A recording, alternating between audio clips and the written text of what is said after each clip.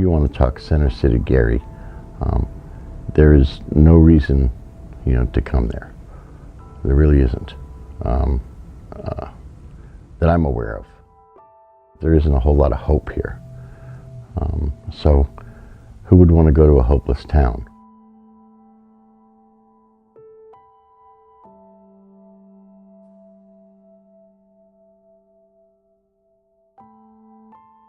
When I think about the challenges that Gary as a community has, it would have to be crime, vacant and abandoned buildings, and blight. And all of those issues, and joblessness, all of those issues are related in many respects.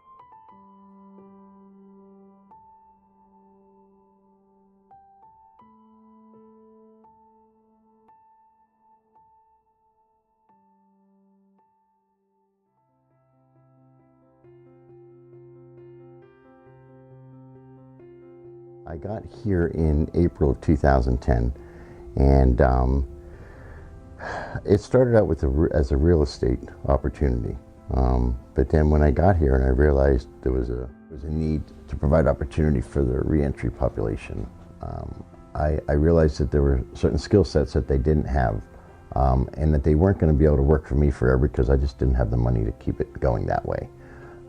So I wanted to provide training. As you drive through Gary, you can see that a lot of the properties have been abandoned and they're debilitated. He buys them up, he flips them, and he uses the work source of the people of Gary who are having difficulty finding jobs as his labor. I was introduced to Roger to Kathleen, and he said, well, he'd give me a go, see how things was.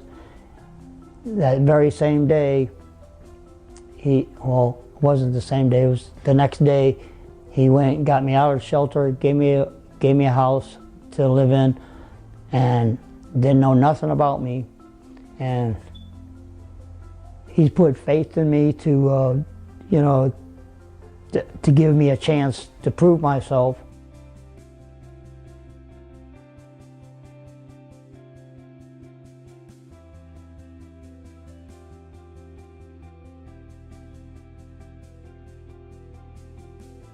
There are a number of initiatives around vacant and abandoned buildings. Some are privately sponsored, others are publicly sponsored. I think the thing that makes Roger's program stand out is his willingness to allow returning citizens to get involved, and the fact that he really works hard to teach certain principles. I believe that there's a deeper a brokenness, even mental illness or disorder that's present in most of these men that I work with. Okay, I believe that as a sneeze, okay, is to a cold or an allergy a symptom, right? So are some of these lower level crimes symptoms of a deeper illness. With the gentleman that I've referred over to Roger, I definitely think that he is able to make a difference with them. A lot of them struggle with substance abuse issue, and he has been in recovery for a very long time, and that is a very important component of his program. He has a very strict zero tolerance for substance abuse and use. If you have a relapse, he is more than willing to work with you to help you, but you've got to get back on track right away. I do believe that he is making a positive difference in the community. He's got a lot of men who have been working with him. The ones that I've referred over to him have come back to me and have thanked me. I wouldn't be where I'm at today without him, without meeting him.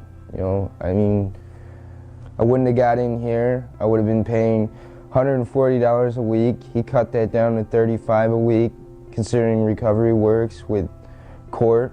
He got my court date in motion to where I can do what I'm doing here stress-free and not worry about that until I'm up out of here, and then just go deal with that when the time comes. A very high percentage of those that are incarcerated have a substance use disorder, okay? So if I'm gonna go and knock a hole in a car window to grab a cell phone that might be worth 30 bucks, okay, You just think about that for a minute. Okay, what did I want that $30 for? Maybe it was to buy some crack or some heroin or some dope. It wasn't to buy diapers for the baby, even though the mother of the child is screaming in my ear, you know, I need diapers. Well, you heard her say that and you told her okay, right? But you took that $30 and you bought crack instead. Okay, that to me is a symptom of an underlying issue.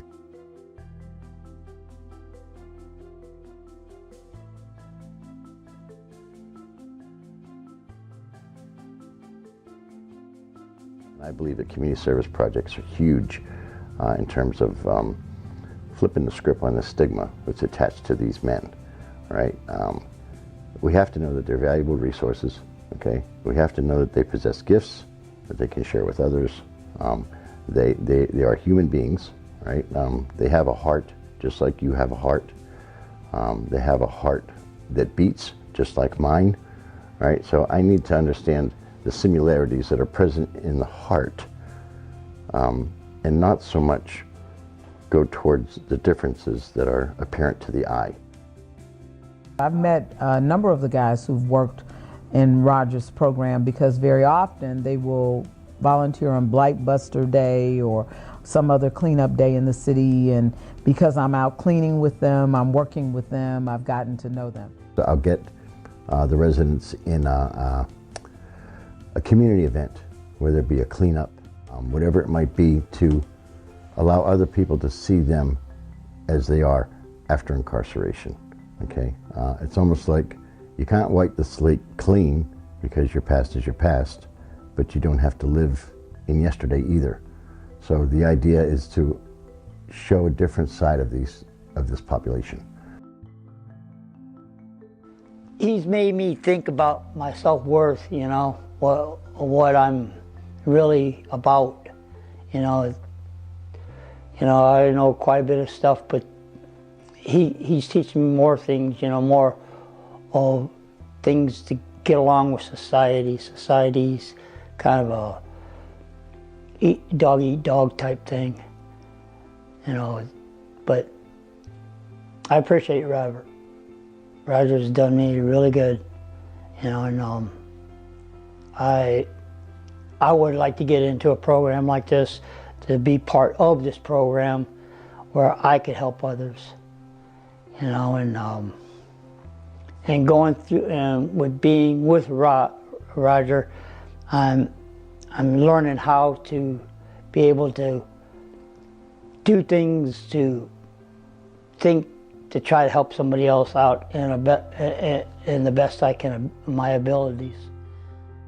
We know that trauma is one of the leading contributors to the onset of a mental illness, okay? Whether it be ADHD or OCD, or bipolar, depression, anxiety, all these things are brought on, many of them, from traumatic events. And this population's life is nothing but trauma and drama, you know. So they're the byproduct of a traumatic upbringing. I drink with my mom, I do pills with my mom, and then, you know, then when she wanted to be a mom and yell at us, it'd be hard because it's just like, come on, Mom, you know, you want to get messed up. But, you know, now that I think about that to this day, that's just fucked up, you know. It should have never been like that, but it was. It was just, you know, just the way we grew up. You know, my dad was a heroin addict and she was an alcoholic. My dad beat the shit out of all of us, and even her, you know.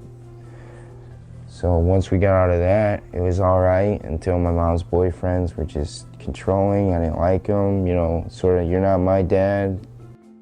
It's important for other agencies, other people, other entities to become aware of what is happening with It's Gary's Time, because not only does it help improve the community, but it's very important for the individuals who are involved in it. Unfortunately, people who have felony backgrounds are very stigmatized, and it's difficult for them to find employment, and that is a key component of success. And we find repeatedly that we have men in here who want to work, they want a decent living, they want to be able to provide for themselves and for their families, but unfortunately there is no or very little and limited employment opportunities here in the city of Gary. And unfortunately, transportation is also an issue for them. So for them to be able to have a reliable transportation to get to a job that they can afford to sustain themselves and their families it's an issue around here.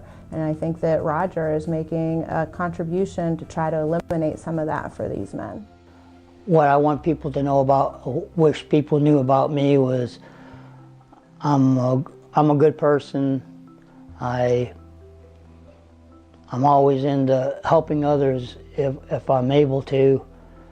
I'm a hard worker, you know, and Roger's given me a way of being able to help others, you know, building houses. And I would like to learn more, but I would also like to be able to contribute more to others.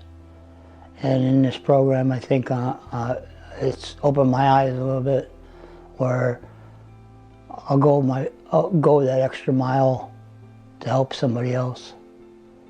You know, Roger's going over that mile to help others, and I think that people getting in this program, they'll benefit.